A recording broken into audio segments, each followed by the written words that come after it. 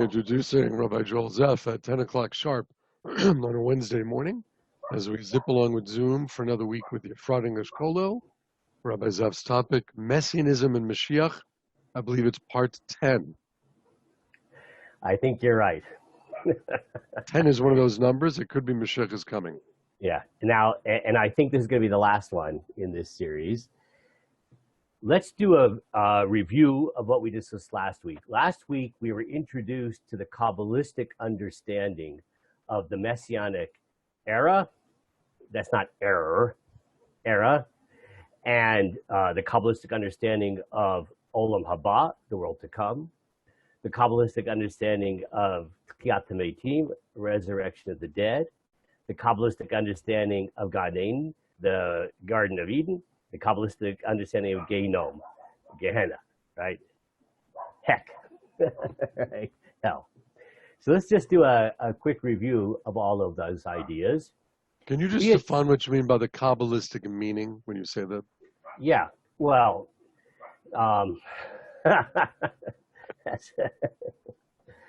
put it this way. Maybe for the sake of today's discussion, we could say that we could call it a catch-all phrase for anything that does not fit into the rationalistic approach of the Rambam. Okay. Now, that's not to say that there's not some kind of coherent worldview based upon something called the Kabbalah, but to define what that means would take a very long time. So we're not, maybe it's something for another session, but we're not going to do that today. So let's just, for the time being, say it's everything which is not in the rational view, the school of the Rambam. Okay, so we already saw that the personality that we've chosen to as representative of the Kabbalistic school is Ramban, Nachmanides, not to be confused with the Rambam, Maimonides. So Ramban, we already saw, as opposed to the Rambam, who said that the Messianic era is going to operate completely according to the laws of nature. Ramban says that that's not true. That, in fact, the Messianic era itself will be supernatural. It'll be material, but supernatural. Now, a lot of these ideas we'll be discussing today are a little hard to imagine what that means, right? How do you conceive of an existence which is material, but supernatural, okay? We'll put it this way. We certainly can conceive of, I guess, if we watch the movie, The Splitting of the Red Sea, right? I think there's been a couple of movies that have done which kind of portray the splitting of the Red Sea. So that takes place in the material world, but it's not taking place in accordance with the normal laws of nature. So we can sort of imagine on some level that according to Ramban, the Messianic era will be material, but the normal laws of nature as we know them now will not exist. It'll be supernatural, though material. Fine. Now, let's take a step back. What happens after 120 years on this planet right now? I'm not talking about once the Messianic era begins, right now. According to Ramban, after we die, the body and soul separate, and the soul goes up to a soul world. Now, Ramban says that that soul world is called by different names, and we shouldn't get confused about semantics. He says one of the common names used to refer to the soul world is Gan Eden, the Garden of Eden. Now, the reason I say we shouldn't get confused about semantics is because the Ramban also discusses the term Garden of Eden, Gan Eden, as the state of existence which will be as the ultimate world to come, the ultimate disposition of things. But this use of the term Gan Eden, maybe we could say Gan Eden 1 and Gan Eden 2. This Gan Eden 1 is the state of existence after death in this stage of human existence. The soul goes up to this soul world, and for the righteous, the soul experiences some kind of sublime reward as a function of being close to God. In a certain sense, it sounds a little bit Maimonidean, the way the Ramban conceives of the sublime pleasure the soul gets being separated from the body and being close to God. The difference is the Rambam thinks that then lasts forever. for the righteous. That's the end of the story. But according to Ramban, Nachmanides, that's temporary. It's a temporary parking lot of sorts. Now, what happens to souls that are not so righteous? So those souls undergo a response to the lack of righteousness. Now, depending upon the level of lack of righteousness, so that soul could be in Gehinom. Gehinom is the state of being where the soul is punished for its sins. And that could last for forever. Or it could be temporary, that it's enough to fix the soul. It's sort of like when something is not kosher and you have to make it kosher by subjecting it to flame. So we're koshering the soul by subjecting it to flame. And then that soul, in fact, will be ready for the next stage of existence. Now, excuse me, Rabbi Zeff. Sure. So according to Rambam, there is no... So let's say Maimonides and Nachmanides, or else I'm not sure who you're referring to. Okay, Maimonides. Got it. Is there no Gehenom? Yeah. So he does say there is Gehenom, and he says it refers to punishment, but he doesn't go any further than that. So Nachmanides speculates that Maimonides thinks it means the experience of the soul in the process of death. Now, let's just remind ourselves that according to Maimonides, if a person is evil, so then what happens? That the soul dies, the biological death ushers in existential death. The soul is gone. It's karet. It's cut off. It's extinguished. So the Ramban himself, Nachmanides, asked the question, what kind of punishment is that? If you die and there's just nothing after that, a lot of people would say that's not so bad. I mean, a lot of people who aren't particularly religious think that's what happens. You die, just like an animal dies. And if you're not there to see the fact that you don't get Olam Haba, so what's the difference? So that's why the Ramban, Nachmanides, suggests that Maimonides meant that is the experience of karet, that evil soul will experience, which is Gehinom. It's going to be unpleasant. Now, whatever that means. I don't know. I thought you said earlier that Gan Eden was a place, a physical place. Yeah, no, so that's according to Maimonides. Yeah, we're not talking about Gan Eden. We haven't. We're not. Because the question is about Gehinom. Gehinom is not a place.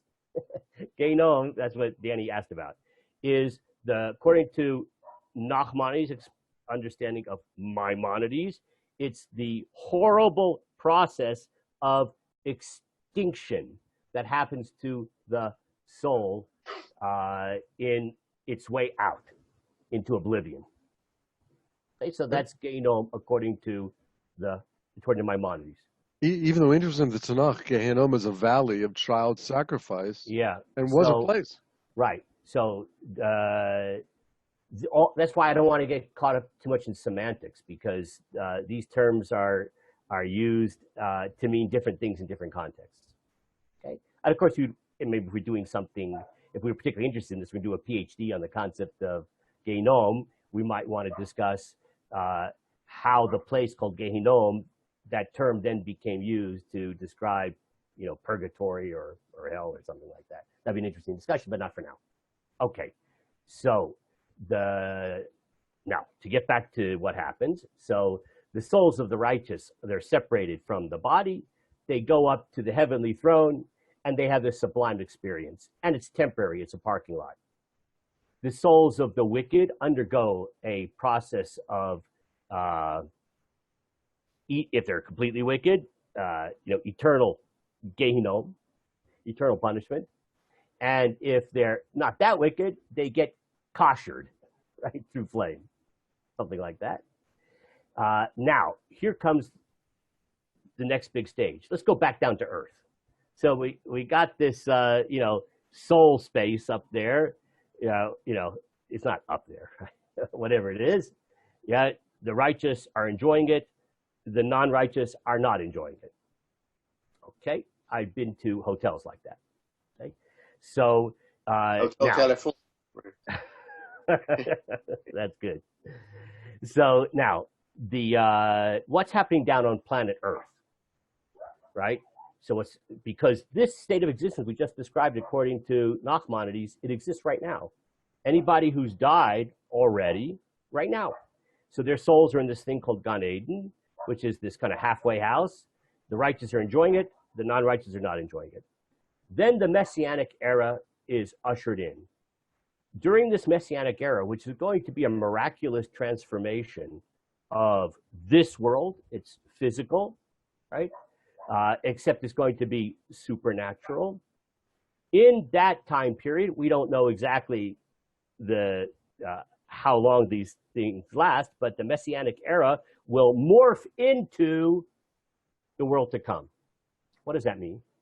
There will be a resurrection of the dead. Only, according to Nachmanides, only the righteous will then come from that hotel, that halfway house up there by God's throne of glory. They'll come back into a body. There'll be the resurrection of the dead, and they will live forever. Live forever.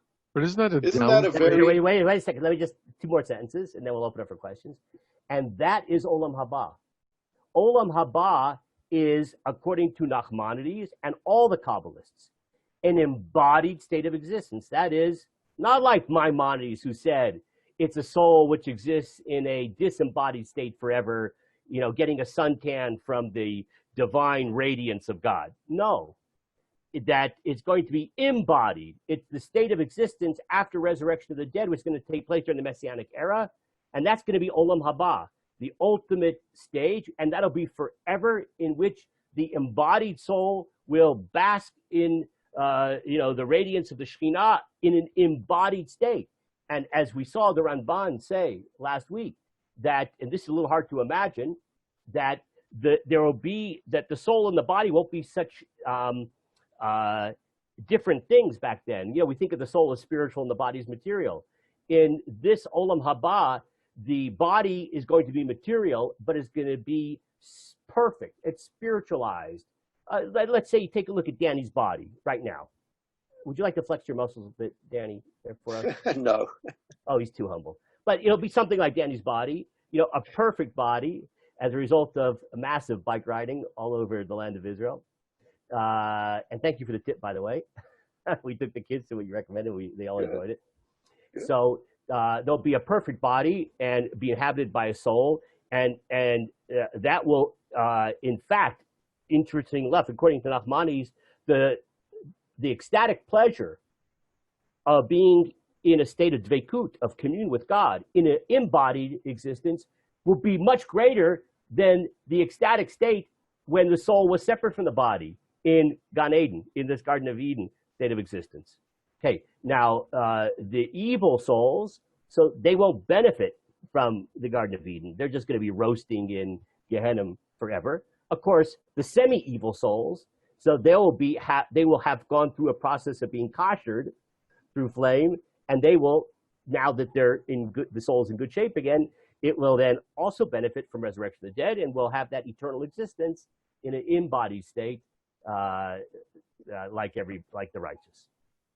Okay, so that is the explanation of all these different terms according to the Kabbalists, particularly Ramban. Now, there are some nuances of difference which I don't want to get into. There's a bunch of nuances of difference. Some people say, just to give you a taste, that everybody's going to be resurrected. According to Nachmanides, only the righteous will be, or the repaired souls of the semi-wicked will be resurrected. But according to some Kabbalists, everybody resurrected, because the punishment, just like the ecstasy of enjoying God's, that communion with God, is more intense when it's embodied, the soul is in a body, so too punishment is actually only ultimate when it's an embodied state of existence. So the body and the soul will be joined together and then punished terribly. Okay, but I don't want to get into any more discussion of that particular nuance. I just wanted to give you a taste of how there could be distinctions even among the Kabbalistic school. Okay, now I just want to repeat one last point I made from last week, and that is, I think this is really a profound idea, or at least I think it's profound, especially since I thought of it. And that is that even though we generally think of Jewish mysticism as otherworldly, and the approach of Maimonides to be, this worldly, rooted, understanding things in a naturalistic sense, it seems to me that perhaps ironically, that the Kabbalistic view is, in this respect, a much greater affirmation of material existence, because it views the ultimate disposition of the soul as being in the material world. It's just going to be a perfected material world. It's a return to the Garden of Eden before the sin. That's the way to conceptualize it, according to the Kabbalists, and particularly Ramban says this explicitly. Whereas according to, just let me finish the contrast, according to Maimonides, the ultimate purpose of existence is to escape material existence, where the body, the soul is not encumbered by this horrible thing called the body, and then the soul can exist in this state of intellectual ecstasy as it contemplates the Creator. So there's like a very interesting affirmation of this world of creation in the Kabbalistic school, which seems to be not true of the rational school, ironically. Any questions or comments on anything we said so far? I think you pointed out the contradiction that I was going to ask you about, because it seems from the little that I've heard about the levels of souls and the levels that there are there, that the more spiritual, that's the ultimate goal. The more physical, the less so. And here you pointed out that the Kabbalists actually bring us down back to earth, Exactly. which seems counterintuitive. I mean, right. Of course, if you're Maimonidean, it seems counterintuitive. But what's interesting, and this is why I find so fascinating, is that there is, I think I've said this before. My Gemara teacher at Yeshiva University, Rabbi Yehuda Parnas, used to say, like, say, if someone asks a question like you just asked, he would say, take away the question mark and put a period, right? Instead of saying, how could this be? Just say, it is. In other words, the Kabbalistic school of thought says that the ultimate disposition is, in fact, to be in a body. And that doesn't necessarily mean it's, like you said, the soul being brought down into a body. I think you used that word down. It's not down according to Kabbalists, because in this messianic world that's just been morphed into the world to come, it's the state of Adam in the Garden of Eden before the sin. The body is perfected, and the body no longer is an obstruction or a hindrance to communion with God. It's actually a greater vehicle for a relationship with God. And in that sense, is this really profound affirmation of creation.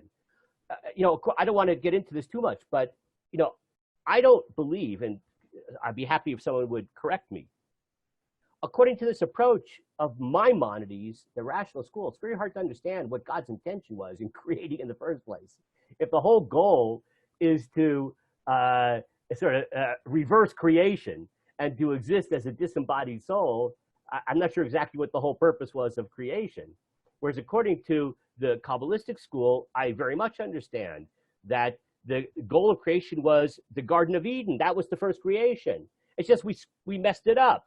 So the rest of human history is simply the repair, which is going to bring us back to the perfection which could have been in the Garden of Eden, the inception of creation. I have a couple of questions in totally different areas. First question, according to the Kabbalistic idea, how does Tchiyat HaMetim then work? At what stage does it happen? It's during the Messianic era. Now, is it day one? Is it day 1,000? I don't think the Kabbalists agree on that. It's sometime during the Messianic era. So this idea of souls going back into a body only happens during the Messianic era. But then how does that work? Because if we are Zochet to Gan Eden, that means some Jews have to wait 3,000 years to be Zochet. Yeah, but when you're up there as a disembodied soul in that halfway house there, the parking lot, and you're enjoying that Ziv HaShekhinah, the splendor of the divine radiance, as the Gemara describes, time is meaningless. You're enjoying every moment. It's going to get even better when you go back down to earth. But you've just explained that that's not Gan Eden. Gan Eden is going back into your body. Yeah, so that's why I said there's Gan Eden 1, Gan Eden 2, right? It's confusing, right? That's why I said let's not confuse on semantics. Gan Eden is a term which is used arbitrarily by some Kabbalists. The Ramban even says, by the way, that there's other terms. Yeshiva Shomala says that's also the same description of the same thing. He uses other terms. So we'll call that Gan Eden 1, and then Gan Eden 2 is down here after the resurrection. Okay, the other thing that really disturbs me is I hear a ring of real Christianity here, because you have purgatory, which is this halfway house, right? I think that's what purgatory is according to the Christian theology. Mm-hmm. And you have this really bad, evil idea of Gehenna being souls roasted on a spit somewhere. Yeah. So you're right. But again, take away the question mark and put a period. Why does that bother you? It's Christian. That's what you say, right? Who came first? No, okay, so you're saying they may have copied us. Yeah, so, no. What's the problem? Get used to it. Okay. I'm just going to tell you a quick story. So, I may have told this before. Just stop me if you heard this before. This is not good for YouTube purposes, like all these thousands of people that want to hear this. So I used to teach in a law firm in Los Angeles. Though people know Los Angeles, there's a place called Century City, which is all these big buildings with a lot of offices of lawyers. So I used to teach every Monday morning at class, and I would get that comment, Danny, all the time. Like, doesn't Christianity say that? So at a certain point, I got tired of the question, and I said, I know something about Judaism. I'm not a priest, right? And even if Christianity would say that, it doesn't bother me anyway for the reasons I already explained. But like, I'm sick of these questions, so I'll tell you what. I'm going to take care of things. This is a true story. I got home. I called up the Catholic Archdiocese of Los Angeles. I said, "This is Rabbi Zeff speaking. I need a priest." And how can we help you, Rabbi? I said, I've got this group of lawyers that I teach once a week, and they're always saying, well, doesn't Christianity say that? And I tell them, I don't know. And even if it did, it wouldn't bother me. But I decided that why don't we bring in somebody who actually knows something about Christianity and can answer all their questions about that. So they said, we'd be delighted, Rabbi. And they sent actually the chief spokesperson for the Catholic Archdiocese of Los Angeles. And he came, he did 2 sessions, over 2 weeks. And they could ask all the questions they wanted to of this priest. And only several of them converted to Catholicism, so I regarded it as a pretty successful experience. No one converted, by the way. That was a joke. Yes, Arthur. Regarding souls going back into the bodies, yeah. What about souls that are reused? What happens? Thank you for that question. So if we're, no, that's the perfect segue for we're going to discuss I had one more question first. Yeah, go ahead, Bruce. I sent it to you earlier. Since we have various opinions here, does it matter really which one we hold by? It seems to me that from what you said earlier, the Rambam is out there. Everyone else has a different opinion or majority. Okay. Why don't we follow the majority opinion like we always do? Right. You did send me that. Then I actually did some research about it, and it deserves an entire shiur or two. So let me formulate Bruce's question. It's a fantastic question. I'm only going to briefly address it. That is the following. Is there such a thing as psak halacha, a decisive view or verdict when it comes to philosophical issues, these types of issues? As opposed to Jewish law, right? How long do you have to wait after meat before milk, right? So there's a psak, right? Doesn't mean everybody holds by the same psak, but there's such a thing as a definitive, binding view. So at least for your community. So is there such a thing in philosophical issues? It turns out that's a huge debate. A huge debate. And everything that you could possibly say, there's a significant contemporary rabbi who says yes, or no, or maybe, or depends upon the circumstances, etc. Okay, so the answer is, there's no easy answer to that question. But I would say the following. Tachlis, the answer is no. And that is that, at least from my perspective, if we're going to be honest historically, that there are, I would say, maybe we call it fashion when it comes to philosophical ideas. Things go in and out of fashion. So once you get to the 16th century, Kabbalah had conquered the hearts and minds of most of the Jewish world.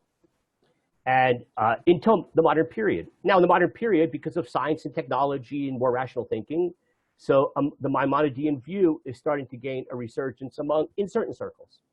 Okay. Now, in the time of Maimonides himself, he had disciples. So there were people who didn't like what he said, but there are a lot of people who liked what he said. Okay. I'll give you a really interesting example. In Yemen, believe it or not, so Yemen, the Jews of Yemen worship the Rambam, except for they ultimately became very influenced by Kabbalah. The Rambam and Kabbalah don't go together, contrary to what some people may say. Okay. But there was, in the 19th century and 20th century, a family, Kapach. You may have heard of them. So there was a rabbi from this family, moved to Israel, that translated all the Rambam's Arabic writings into more contemporary Hebrew. This family, Kapach, was part of a movement, this rabbinic family, to wean the Yemenite Jews away from Kabbalah so that they would be authentic followers of the Rambam, which is the rationalist approach rather than the Kabbalistic approach. So you see that there's these different approaches, things go in style, out of style, and at the end of the day, on these particular issues, as long as there is a Jewish historical personality who history has poskined on that he's kosher, no one's going to say the Rambam is not kosher. I would hope not. If he signed a legal document as a witness, he passes, right? So if you can certainly rely upon the Rambam. Now, as opposed to, let's say, our good friend Spinoza.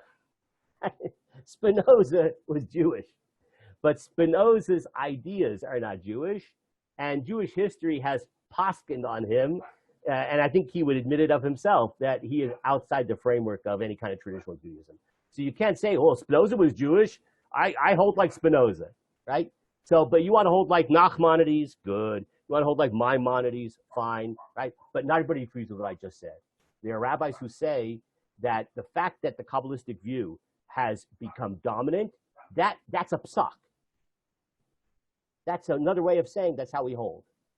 And that even though the Rambam's idea, he's not going to lose his place in the world to come for holding that, it's not something that we should avail ourselves of or rely upon. That's a different view. I'm not attracted to that particular approach. Okay, now what I want to do is go back to Arthur's segue there, which is, what about souls that are being reused? Okay, so if you would take out the sources that you received today, so this is Gilgul Nishamot, reincarnation. Now, don't confuse reincarnation with resurrection, not the same thing. Let's just quickly define the difference. Resurrection is, just to be silly, the body crawls up out of the grave, right? And God takes a soul from heaven and puts it back in that body. I think there's a movie about that. There could be. It sounds pretty scary to me. Okay, I think there's a zombie movie. So what's reincarnation? Reincarnation means you're born again. That there's a baby born. And that baby, it's not the first time he's been in this world. He had a past life. Okay, that's a very different idea, reincarnation. Now, the first thing I do is want to show you, very relevant to what Bruce just asked about, is there such a thing as like what a definitive view on these issues? I want to take a look at the first source here. And this is a rabbi who lived in Provence, Rabbi Yedaya Bedarshi. He lived in Provence in southern France. He died in 1340. And his opinion is quoted by the Rashba, who was the most important disciple of Ramban, interestingly enough. Okay, look what he says here. I'll just read it in English because I really want to finish this topic today. It would be a great boon, that means good, to eradicate that which some earlier thinkers believe, as is mentioned in the books about the soul concerning reincarnation. He thinks it'd be a very good idea if we would press the delete button on the whole doctrine of reincarnation. He doesn't believe it, as you'll see in a second, and he thinks it's terrible. It's a terrible idea to have. It's false and it's bad for your spiritual health. That is a belief that the soul is reincarnated from one body to another, right? We just defined, you're born again. Concerning this, they said that the soul of the departed Ruvain will appear in the body of Shimon. So Ruvain died, and the soul of Ruvain is born again in the womb of a woman, and that baby is called Shimon. Just arbitrary names to demonstrate the idea. There are strong proofs against these beliefs that wipe them out, and their eradication is very clear. What he means by this is, if you think about this philosophically, he says, I can prove that it's not true. I can prove it's not true. That's why I put a ... there. He goes into philosophical proofs to prove it's not true. I'm not interested in that. I want to take a look at how he says that in addition to not being true, it's bad for the Jews. It's a very bad idea. Why? Well, that's isn't that a very separate comment? I mean, we could say a lot of things, let's make Shabbat Sunday, because Saturday is very bad for the Jews in the world. Everyone else is off on Sunday. So that's why he says both things. He says, first of all, I can prove it's not true. But then the second thing is, and it's also, besides being not true, it's really a horrible belief, as he's going to explain.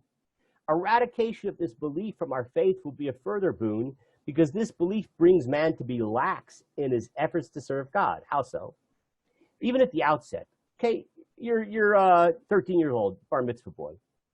One may be worried that his soul has come from someone who may have done evil.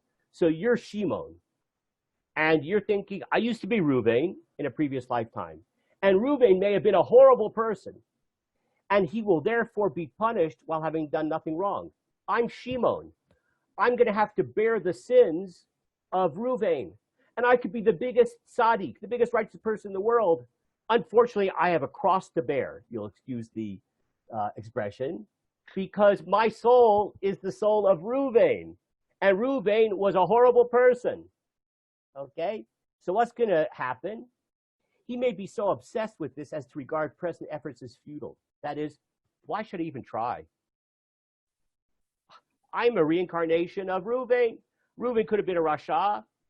So I'm doomed to punishment.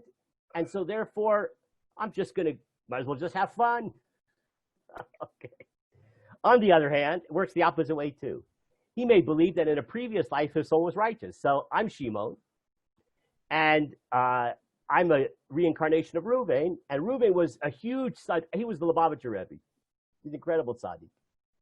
And now he may rest on his laurels and he will not strive for excellence in the present. I'm going to think, I actually don't have to try very hard to be a good Jew, because I have a lot of mitzvahs in the bank, because I used to be the Lubavitcher Rebbe when I was Reuven.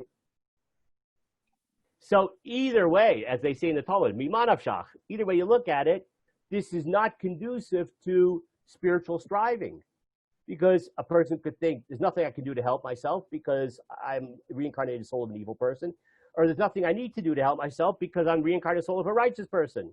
This argument sounds so weak. Yes. Why?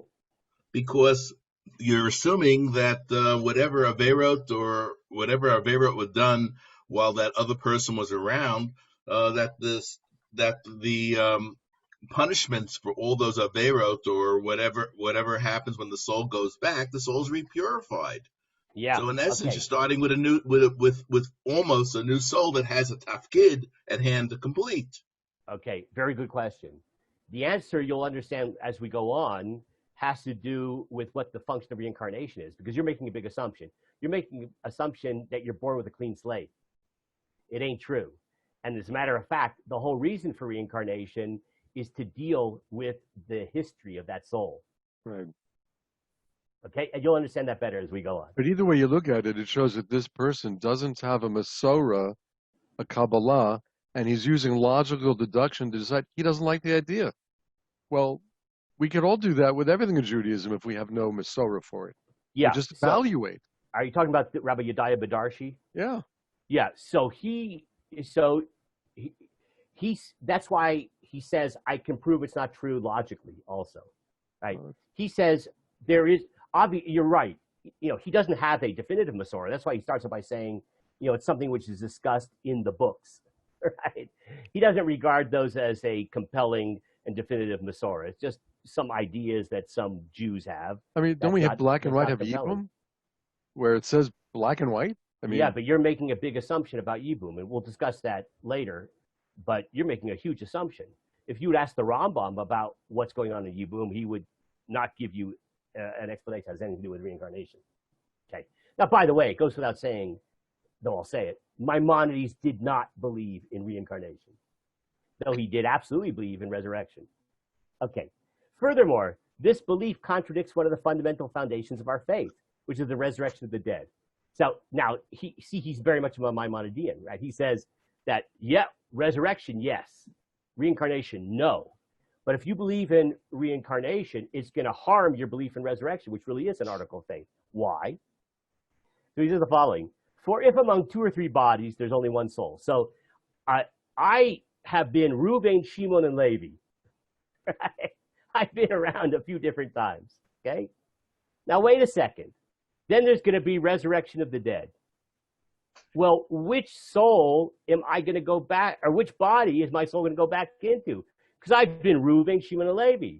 You know, I was a redhead, a blonde, and a brunette. You mentioned about Danny, the one who has the best physique. Okay. The one in the best health. But I'm not so sure if you get that option.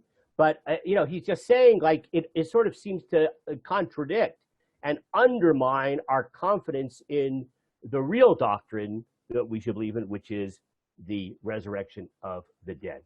Okay, now, let's go deeper. So we're going to skip one source, and we're going to take a look at Sefer HaBahir. So it's in Hebrew on the next page, and in English on the next page at the top. I just want to tell you about this book. This is actually one of the oldest Kabbalistic books that we have, Sefer HaBahir. Now, according to Jewish tradition, it was written around the time Rabbi Yochanan ben Zakkai by another Tana. In other words, right around the time of the destruction of the second temple, right? Say in the 1st century. And according to tradition, it was written by a Rabbi Nehunya ben Akana. But historians say that that's unlikely, but they can't date it. So the only thing we do know is this has been around for a heck of a long time. And it really is one of the oldest Kabbalistic books that we have, Sefer HaBahir. Okay. Now, the structure of Sefer HaBahir is a spiritual master who's in dialogue with his students. Okay? So that's a format which is used in several different, the Kuzari in a certain sense is this kind of dialogue. Isn't Plato written as these dialogues for people who had a real education, unlike me? Yes. Okay? So this is a genre we're familiar with. Now look what he says here. He asks one of the most profound questions. Why is there a righteous person who has a good life and another righteous person who has a bad life? Right? Tzaddik v'ralo, tzaddik v'tovlo. This is one of the theodicy. Why do good people suffer? This is because, now this translation actually has a mistake in it. It says this is because the second righteous person, so it's got to be, I'm not sure the word second fits in there very well. This is because the second righteous person, right? In other words, the righteous person who had a bad life. Like maybe it's not so bad saying second. It just wants to clarify which righteous person we're talking about. Why is it that a righteous person could suffer? It's because that righteous person was wicked previously and is now being punished. Now, this is the spiritual master saying this. So the students who are listening think that it means this righteous person, when he was a kid, was a rotten kid. And now that he's a righteous adult, he's being punished for the rotten things, the things he did to his teachers in school. Right? That's what it means. He was wicked previously. So the students say, wait a second, is one then punished for his childhood deeds? There's no idea like that. Didn't Rabbi Shimon say that in the tribunal on high? No punishment is meted out until one is 21 years old or older. You're not responsible for the sins when you were, in fifth grade. So the master said, I'm not speaking of his present lifetime. I am speaking about what has already been previously. So the students say, how long will you conceal your words? Like, what are you talking about, oh spiritual master? What do you mean that somehow the sins were previous? So he said, oh, I see you're a little bit slow. I'll tell it slow. I'll tell it, so you'll understand it this time. Go out and see, what is this like? A person planted a vineyard and hoped to grow grapes, but instead sour grapes grew. He saw that his planting and harvest were not successful, so he tore it out. He cleaned out the sour grapevines and planted again.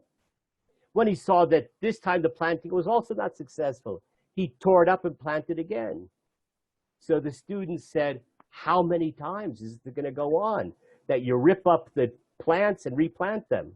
He said to them, for 1,000 generations. It is thus written in Psalms, the word that he commanded for 1,000 generations.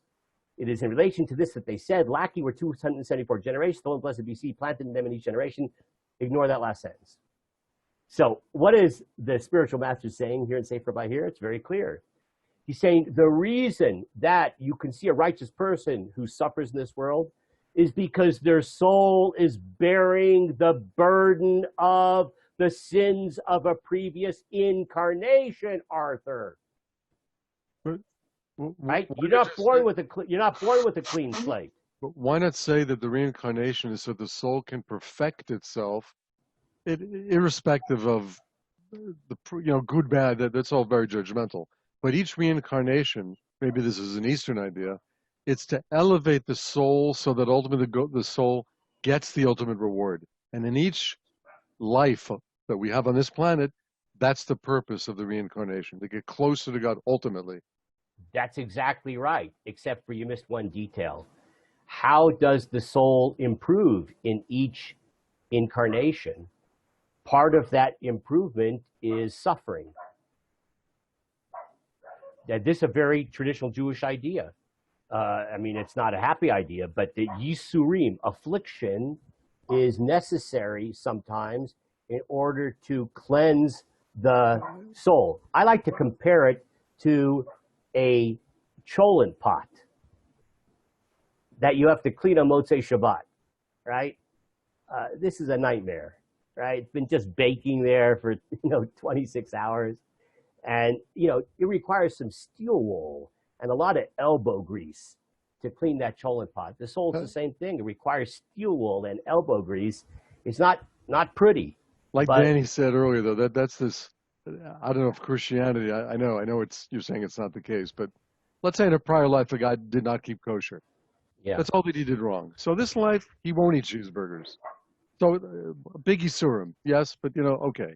Or in a prior life, he didn't keep Shabbos. This life, he does. It doesn't.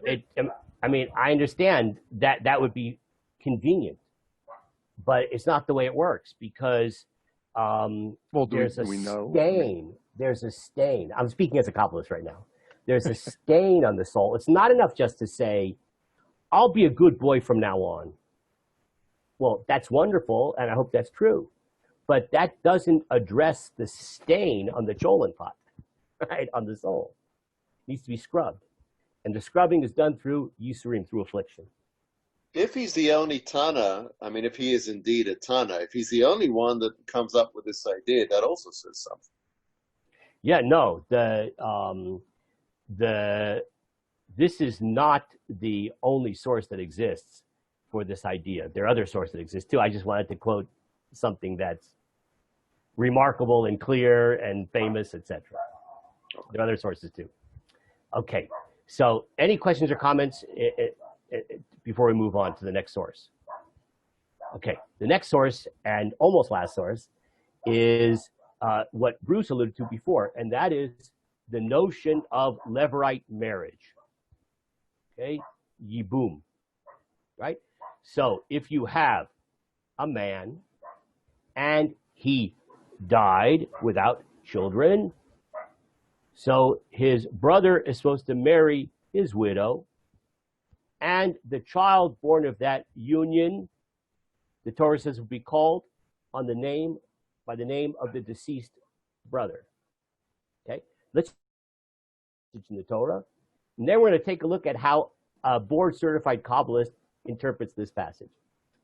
So, when brothers, so this is from the Devarim, when brothers dwell together and one of them dies and leaves no son, this is what we just explained, the wife of the deceased shall not be married to a stranger outside the family. Her husband's brother shall unite with her, and he shall take her as his wife and perform the lever's duty, levirate marriage. The first son that she bears shall be in place of the dead brother, that his name not be blotted out in Israel. Now, that's a really interesting and tantalizing phrase. What's the purpose of marrying the widow has to marry the brother so that the name of the deceased not be blotted out? How's that work? So you might say it's like you're supposed to call the baby by the name of the deceased, which is not true. So you'll see we're going to address all these issues in a second. Are they alluding to the soul, or they just mean just the name? I mean, you'll find out. But if the man does not want to marry his brother's widow, right? The guy says, "I don't want to marry my sister-in-law." His brother's widow shall appear before the elders in the gate and declare, "My husband's brother refuses to establish a name in Israel for his brother, and he will not perform the duty of a lever. The elders of his town shall then summon him and talk to him." So apparently he's doing something wrong. This is bad. If he insists, saying, "No way, not going to marry her," his brother's widow shall go up to him in the presence of the elders, pull the sandal off his foot, spit in his face. We're not going to discuss all the halachic niceties here. You don't actually spit in his face, but spit on the ground in front of him. And make this declaration, especially in a COVID-19 era. "Thus shall be done to the man who will not build up his brother's house. And he shall go in Israel by the name of the family of the unsandaled one." That brother will be known in perpetuity as the family of the unsandaled one. That's like a disgrace. Okay, now, what the heck is this talking about? Let's take a look at Rabbeinu Bachya. I just want to point out several things about the name here. A lot of people pronounce Rabbeinu Bachaye. I think apparently it's an Arabic name. Apparently Bachya is the closer to the correct pronunciation. There are two Rabbeinu Bachyas. See, don't get confused. There's Rabbeinu Bachya ibn Pekuda, who wrote Chovot HaLevavot, the duties of the heart. Then there's Rabbeinu Bachya ben Asher, who wrote this commentary in the Torah. That's who we're talking about now. He died in 1340. He was a student of the Rashba, who was a student of the Ramban. So Rabbeinu Bachya ben Asher, in his commentary in the Torah, is very much in the Kabbalistic line of thought of the great Kabbalist Nachmanides. As a matter of fact, he often quotes Nachmanides in his commentary in the Torah. And if you ever have a hard time understanding Nachmanides, Ramban, look up Rabbeinu Bachya on the same pasuk, on the same verse, and he often says the Ramban in much simpler and clearer language. His Hebrew is very easy and clear. So Rabbeinu Bachya, or Bachaye, one of my favorite commentators. So let's read what he says here. "The first son that she bears shall be accounted to the dead brother." Right? That's what the Torah says. The simple meaning of this verse is the Kabbalistic interpretation. This is really interesting. The simple meaning is the Kabbalistic interpretation. It's not, there's no pshat here. Right? The simple meaning is the Kabbalistic interpretation. For when it says the first son that she bears shall be in place of the dead brother, it does not mean that literally his name of the baby that's born, right, shall be what the deceased brother's name was. You don't call the baby Seymour, right, because it's the deceased brother, right? His father, the baby's uncle. The baby's uncle, deceased uncle, was Seymour. No, that's not what the Torah means. What does it mean? Rather, the word "shall he be in place of the dead brother" is speaking about the soul. Guess who that baby is? That baby is the reincarnated soul of the dead brother. That's what Rabbeinu Bachya explains. By the way, this is fascinating. So this woman gives birth to a cute little baby named Seymour. Guess what? Who was Seymour's mother a few years ago? His wife. The baby's mother was his wife in the previous lifetime. Everybody hear this? What Freudian principle found in Greek mythology is this evocative of? The Oedipus complex. The Oedipus complex is that the baby's attracted to the mother, like sexually in Freudian theory, right? Well, according to this, there's a certain sensibility to that because the baby looks at his mother and sees that was his wife. Okay, don't think about that. That's just a side point. Okay? Well, you know, that's okay as long as she's not breastfeeding. Yeah, I told you not to think about it. So this is the meaning of the words that his name not be blotted out in Israel. That were he not to be in place of him, his name would be blotted out from the Jewish community, right? In other words, you got to give that soul a home. That soul needs a body to live in. And if we don't provide a home for it, it's kind of just drifting out, you know, in some kind of, you know, spiritual halfway house. Okay. Now, he's going to go through now the psukim, the different verses, explain how they make sense according to Kabbalah. Now, remember, she pulls out, if the husband doesn't want to do it, the brother-in-law doesn't want to do it, so she pulls the sandal off his foot and she spits on the ground in front of him, spits in his face. According to the Kabbalistic interpretation, the commandment of levirate marriage brings a great boon for the soul of the deceased. For it is known that it is much better for the soul to be reincarnated in the closest relative, for it has the greatest affinity for him. You see, that soul of the dead man, it wants to go into a body. But it's most comfortable to go into a body which fits, was most closely the body of his that he had previously.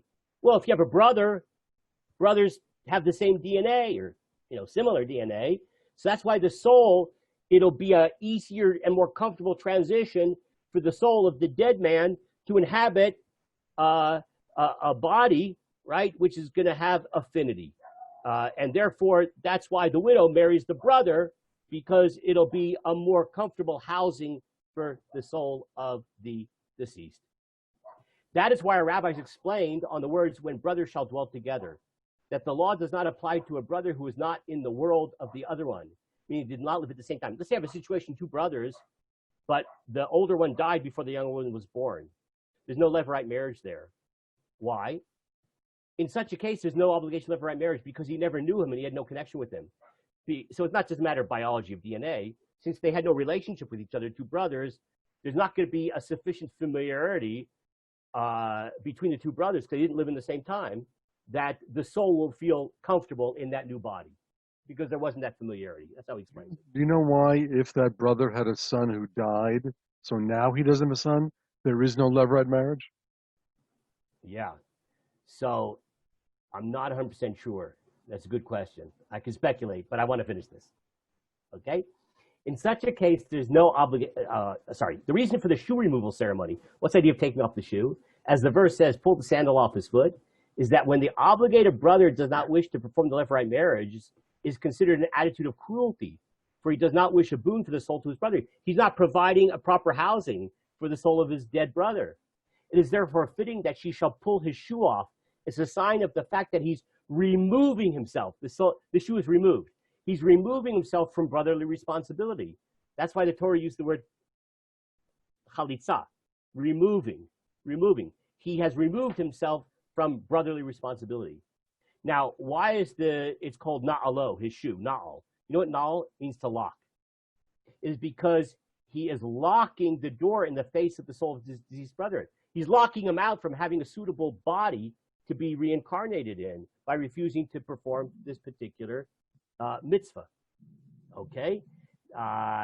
It says off his foot. He's darshaning every phrase in the Torah, explaining every phrase in light of Kabbalah. Because the foot is the means of movement. And this is the reason that the soul of his brother will move into another family. You see, the soul being reincarnated one way or another. But it's going to have to go into a body that's completely foreign, rather than the comfortable body, which would be the body, that's coming from his brother. So the soul had to migrate, move, foot. Okay, one more paragraph here. And you should know that this matter is a kindness of God upon the Jewish people. Right? He disagrees with that first opinion we saw that said it was a terrible theological idea. He says, no, this is a beautiful idea of chesed, of kindness, in order that all our souls merit the light of the supernal light. As our Rabbi said, all Jews have a portion in the world to come. How so? Because as you go through incarnation to incarnation to incarnation, the stains on the soul are removed progressively, and you get a better chance to upgrade your mitzvah quotient, and thereby you'll have the greatest possible olam haba. Okay. And then he ends and he says, after all these explanations, every man can testify that this commandment of left-right marriage is founded on this matter, on the Kabbalistic explanation. And absolutely no one can logically disagree, except for the first opinion we saw, who logically disagreed. For the matter is a received tradition from the sages, and the sages received it from the prophets, going all the way back to Mount Sinai. So obviously not everybody agrees. In the last 3 minutes, I just want to share with you a wonderful explanation coming from Rav Chaim Vital, who was the chief disciple of Rabbi Yitzhak Luria, the Ari, right? One of the great personalities of Kabbalah. Rav Chaim Vital was the student who wrote down the teachings of the Ari. If we wouldn't have Rav Chaim Vital, we wouldn't know anything about the Ari. He didn't write any books himself. Now look what he says. A short introduction on the subject of reincarnation, concerning why they are reincarnated. You should know that there are a number of reasons why souls are reincarnated. What's the purpose? Well, the first few we know already is because they transgressed a certain law of the Torah, and they return in order to rectify what they transgressed, okay, to get off the blemish. The second is to perform a commandment that is lacking from them. Maybe there's a mitzvah that they didn't do, so now they get a chance to do that mitzvah. The third is they return for the good of others, to guide them and uplift them. Maybe you reincarnated because you're going to be a wonderful influence on some people in this world. So as a favor to that generation, you were reincarnated to be this wonderful presence, to be a father, a husband, a grandfather, whatever it is for that particular generation. Here's my favorite explanation. Well, this will end. There are other reasons as well. He may sometimes be reincarnated in order to marry his soulmate that he did not marry previously. So if anybody here is in a marriage that they think was maybe not optimal, so God has this thing called reincarnation. And in the second incarnation or whatever it is, you're going to be married to that trophy wife that you always thought you deserved, but didn't quite get in this world. So you will upgrade your spouse in the world to come. And I suppose it goes the opposite way too, that there's a woman, maybe she didn't get the husband that she deserves, and she will be reincarnated to get the husband that was her rightful bashert. On that notion, we will say adios, and we'll continue next week with a utterly and completely different topic. I think we're going to spend the next 12 weeks discussing the detailed laws of Shabbos. Take care. Thank you very much.